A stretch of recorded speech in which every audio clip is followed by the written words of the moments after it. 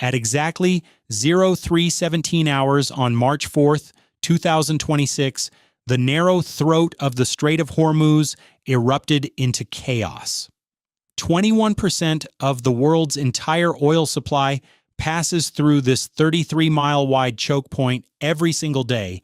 Iran knew this. Iran planned for this. And on this night, the Islamic Revolutionary Guard Corps Navy, the IRGCN, was about to execute a plan that had been rehearsed in silence for over 14 months. The first sign came not with a missile, not with a gunshot. It came with silence. At 03:17:04, the container vessel MV Centaurus Orion, a 72,000-ton Panamax bulk carrier flagged under Malta, loaded with 58,000 metric tons of liquefied natural gas bound for Japan, suddenly went dark. Her AIS transponder, her VHF radio, and her distress beacon all flatlined simultaneously. The duty watch officer aboard the USS Baton, near an amphibious assault ship conducting routine freedom of navigation operations 14 nautical miles to the southwest, saw a green dot vanish from the tactical display in Combat Information Center. It wasn't a software glitch. An Iranian EW unit embedded inside a fishing dhow 800 meters off the Centaurus Orion's port beam had just activated the Syed-class Naval Electronic Warfare Pod, a system derived from captured U.S. technology, sending a precisely tuned burst of electromagnetic interference on GPS frequency L1 AIS band 161.975 MHz and emergency EPIRB frequencies simultaneously. The ship wasn't sinking. The ship had been blinded and silenced. Simultaneously, the Centaurus Orion's bridge was hit by a laser dazzler system mounted on a second IRGCN fast attack craft that had materialized from behind an anchored supertanker. The Dutch captain, 52-year-old Peter Vandermeer, reached for the emergency radio handset. The line was dead. His radar was spinning, but returning garbage, a wall of false echoes. He had no idea that in the water 400 meters ahead of his bow, 3 Iranian underwater demolition divers from Unit 65 of the IRGCN Underwater Warfare Directorate were planting magnetic limpet mines on the hull of the tanker Horizon Pacific, which was already drifting at 2 knots toward the channel's northern edge. The trap was triggered, 03:19 hours. What happened next took 11 seconds. The USS Baton's SPY-1DV radar array, part of the Aegis combat system, simultaneously registered 12 fast-moving surface contacts accelerating from a cluster of fishing vessels on the Iranian side of the shipping lane. These were PACAP-3 high-speed attack boats, each armed with 2 C-802 anti-ship cruise missiles and a 23mm autocannon, forming a classic swarm formation designed to overwhelm a single ship's close-in weapon systems. At the same time, the cruiser USS Lake Erie, operating in Company 6 nautical miles northeast, lit up its SPY-1B radar and immediately started tracking a separate aerial contact rising from the Iranian coast near Bandar Abbas, a Shahed 136 loitering munitions swarm, 18 UAVs launched in a staggered sequence from a mobile MLRS-style launcher concealed beneath a civilian warehouse roof. The electronic warfare profile of the swarm matched a signature flagged in CENTCOM threat libraries just 4 days earlier. Now, someone inside a hardened bunker beneath the Bandar Abbas naval facility had just pressed a button they could not take back. At 03:19:22, the IRGCN fast attack boat designated Echo 7 fired its first C-802. The missile dropped from its canister at 35 degrees, ignited its turbojet engine, and leveled off at 7 meters above the surface, accelerating towards 0.9 Mach. Its target, the bridge structure of the Centaurus Orion. The Iranians calculated that sinking a loaded LNG carrier inside the Strait of Hormuz would create a physical and diplomatic blockade simultaneously, a burning wreck in the world's most critical oil choke point that no one could move for weeks. They did not account for one thing: the USS Lake Erie's Aegis weapons controller, Petty Officer First Class Darnell Hayes, had already been tracking Echo 7 for 19 seconds. At 03-1941, before the C-802 had traveled 2 nautical miles, a Standard Missile 2MR Block 3B fired from Lake Erie's Mark 41 VLS Cell 7. The SM-2 engaged the C-802 in a tail chase intercept at 3.5 nautical miles, detonating its 137-pound blast fragmentation warhead close enough to shred the cruise missile's guidance section and fuel tank. The fireball lit the dark water in a brief orange flash. The Centaurus Orion never knew how close she had come to catastrophe, but the swarm was still in the air, and the swarm was the real weapon. 03:21 hours. Commander Patricia Simmons aboard USS Baton had declared ThreatCon Delta. Every phalanx CIWS system, the close-in weapon systems known as R2D2 to sailors for their distinctive domed shape, had already rotated to target acquisition mode. Each system's search radar was pinging at 60 Hz, slewing its 20mm M61A1 Vulcan rotary cannon at 4,500 rounds per minute rates of fire toward threat vectors. The problem was geometry. The Shahed 136 swarm had split into 2 attack corridors, 9 UAVs screaming toward the Baton at 185 kilometers per hour on a direct azimuth, and 9 diving from the northwest at 20 degrees offset, designed to hit both phalanx mounts from angles they couldn't simultaneously cover. This was not improvisation. This was a carefully studied attack profile based on open source Naval Institute publications and commercially available satellite imagery of U.S. amphibious assault ship deck layouts. At 03:22:07, the USS Baton's forward CIWS mount opened fire. The sound on the flight deck was like a buzzsaw tearing through sheet metal. A 1.5-second burst at 4,500 rounds per minute, followed by a 0.8-second burst, but then another. 3 Shahed UAVs disintegrated in rapid succession, their fragmented airframes splashing into the water 600 meters off the bow, but 6 were still inbound. At the same moment, an EA-18G Growler from Carrier Air Wing 3, operating from the USS Gerald R. Ford, positioned 180 nautical miles to the south in the Gulf of Oman, arrived on station and activated its ALQ-99 tactical jamming pod.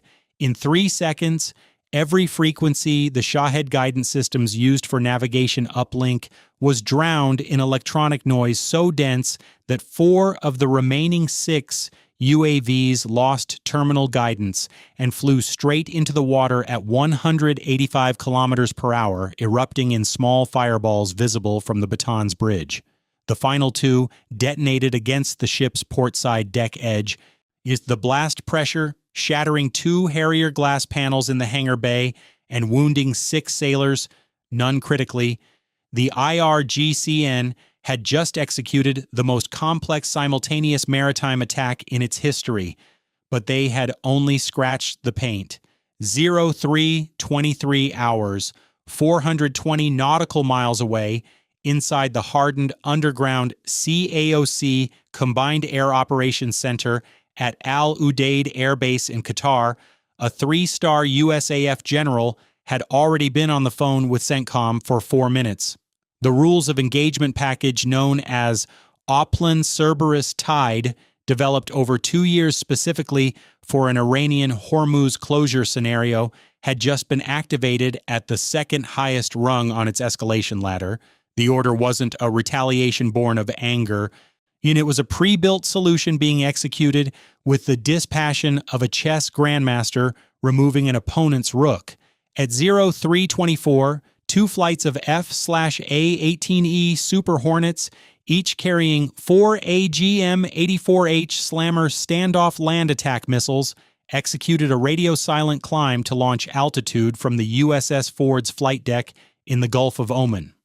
Simultaneously, a flight of two B-2A Spirit stealth bombers that had been airborne from Whiteman Air Force Base for 11 hours, having received coded authorization to penetrate Iranian airspace, turned onto their final inbound heading. Their targets were not chosen in the heat of the moment. They had been geo-fenced, range-checked, and deconflicted from civilian structures over 48 separate planning sessions by a JSAT, Joint Strike Analysis Team, of 22 intelligence and targeting officers. The target set was precise, legally reviewed, and surgical. 4 objectives, 4 minutes apart. Target Alpha, the IRGCN fast missile boat facility at Bandar Abbas Naval Station Pier 7, where 14 PACAP and Tier-class fast attack craft were moored in a protected, hardened pen. Target Bravo, the Shahid Mahadava command and control ship, acting as the floating sea control headquarters for IRGCN Gulf operations, positively identified at Anchorage, 14.2 nautical miles southwest of Keshem Island. Target Charlie, the S-300 PMU-2 surface-to-air missile battery protecting Bandar Abbas airfield, the primary air defense shield for Iran's southern naval district. Target Delta, the coastal radar installation at Khu Mubarak, responsible for tracking U.S. naval movements through the Eastern Strait, the eyes of the entire IRGCN Hormuz operation. At 0331 hours, the first slammer impacted Target Delta. The weapon had been flying for 6 minutes at low altitude, hugging the terrain contours of the Iranian coastline using GPS/INS guidance combined with an IIR terminal seeker that compared live thermal imagery to a preloaded 3-dimensional target model. The Khu Mubarak radar station ceased to exist in 0.003 seconds. The crew of 8 IRGCN radar operators who had been awake for 19 hours staring at a screen showing them a picture of U.S. naval power that terrified them had no warning. The radar tower, the generator building, and the communications relay node vanished under a 500-pound penetrating warhead. Iran's ability to see the Strait of Hormuz from the east had just gone permanently blind. 0332 hours. The S-300 battery at Bandar Abbas airfield launched. The Iranian Air Defense Commander, Brigadier General Morteza Rahimi, had detected the inbound slammers at terminal range on his engagement radar and ordered a volley of 4 missiles. 2 of the 4 S-300 missiles detonated harmlessly when the EA-18G Growler, still on station, dumped ALQ-99, jamming directly into the fire control radar's X-band frequency, breaking the uplink and causing 2 missiles to self-destruct under loss of guidance protocol. A third S-300 missed the slammer due to the missile's low-altitude terrain masking and crashed into a hillside 4 kilometers west of the airfield. The fourth tracked and detonated close enough to destroy 1 slammer in the terminal run. It didn't matter. The battery at Target Charlie had just been bracketed by 2 B-2A delivered GBU-28 bunker busters, 5,000-pound weapons designed to penetrate 100 feet of reinforced concrete before detonating. The S-300 launcher, its command post, and the adjacent fuel and reload vehicles ceased to function as a military asset. Iran's air defense southern grid had just been surgically removed. 0334 hours, Target Bravo, the IRGCN command ship Shahid Mahdavi, 180 meters of steel communications arrays, planning rooms, and 340 crew members had been the operational brain of the night's attack. From its combat center, IRGCN Rear Admiral Farhad Nazari had coordinated the EW Dows, the fast attack boats, the Shahed swarm, and the limpet mine divers, all in one synchronized operation. He was reportedly still at his command console, receiving damage reports from the failed attack when the two slammers impacted simultaneously at the waterline and at the communications superstructure. The combined blast and flooding killed 47 IRGCN sailors instantly. The ship's back broke within 4 minutes. By 0342, the Shahid Madavi had sunk in 38 meters of water, her communications masts visible above the surface at low tide, tilted at 40 degrees, a permanent monument to the consequence of miscalculation. 0337 hours, target Alpha, Bandar Abbas Pier 7, the B-2 Spirit designated Ghost 1, released its final payload, a cluster of GBU-39 small-diameter bombs, each guided by a GPS/INS seeker to a different pre-designated aim point within the hardened fast boat pen. 14 attack craft, the same class that had launched the swarm against the Baton, were destroyed or rendered mission incapable in under 30 seconds. The explosions ignited stored fuel and munitions inside the pen. The secondary detonations were visible on satellite imagery for the next 6 hours, a column of black smoke rising 8,000 feet above Bandar Abbas harbor that the international maritime community could see on ship-mounted binoculars from 60 miles away. 4 targets, 11 minutes, 0 U.S. aircraft lost, 0348 hours. At the United Nations headquarters in New York, Iran's ambassador was already at the podium demanding an emergency Security Council session, calling the strikes a barbaric act of aggression and a declaration of war. In Tehran, our Supreme Leader Khamenei's office released a statement calling for the strongest possible response. The Quds Force placed its regional proxy network on full alert. IRGCN headquarters ordered all remaining fast attack craft into port. Hezbollah's naval units in Lebanon went dark on all communications. In Washington, the President of the United States issued a single sentence from the Situation Room. The United States will not permit the closure of international waterways. Those who attempt it will bear the full consequences. 0412 hours. The limpet mines placed on the hull of the Horizon Pacific were located and neutralized by U.S. Navy EOD divers deployed from the USS Baton, working in pitch-black water in a 2-knot current against a hull covered in marine growth, misguided only by sonar and a mine detection system mounted on a Remus 100 autonomous underwater vehicle. Both devices were disarmed with 18 minutes to spare before their magnetic detonators would have activated. The Horizon Pacific, carrying 2.1 million barrels of crude oil, sailed undamaged through the strait at first light. The strait was open. The oil kept flowing. The world went to work. But what Iran had done, and what the United States had done in response, had changed the strategic reality of the Persian Gulf in ways that could not be undone with a Security Council vote or a diplomatic communique. 3 things had been proven irrefutably in 11 minutes of precision fire. First, Iran had crossed from gray zone harassment into direct kinetic attack on Allied vessels in international waters. The threshold of armed conflict had been formally breached. Second, the United States had demonstrated that it could surgically destroy Iran's naval command and control infrastructure in a single operational window without triggering a broader war, a capability that changed every calculation in Tehran's strategic planning. Third, and most dangerously, Iran had survived, its missile arsenal intact, its nuclear program unaffected, its IRGCN humiliated but not destroyed.